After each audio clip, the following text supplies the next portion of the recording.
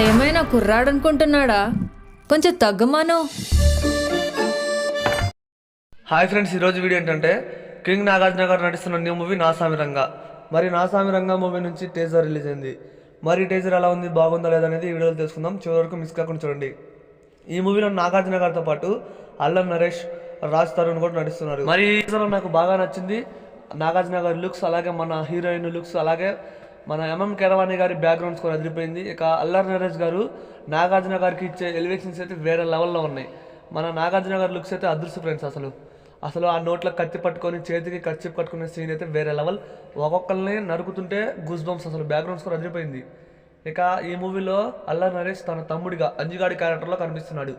Already నిన్న glimpse అయితే release అయింది, అంజిగాడి గ్లిమ్స్ చాలా బాగుంది. ఇక వాళ్ళ అన్న గురించి ఎలివేషన్స్ అయితే వేరే లెవెల్ ఇస్తున్నాడు. మామిడి తోటలో 20 మందిని నరికాడని ఫస్ట్లో డైలాగ్ ఉంటుంది కదా, ఆ డైలాగ్ చాలా బాగుంది. హీరోయిన్ మన అమిగోస్ మూవీ హీరోయిన్, తనకు కూడా మంచి రోల్ అయితే పడింది ఈ మూవీలో. మరి టీజర్ అయితే నాకు బాగా నచ్చింది ఫ్రెండ్స్.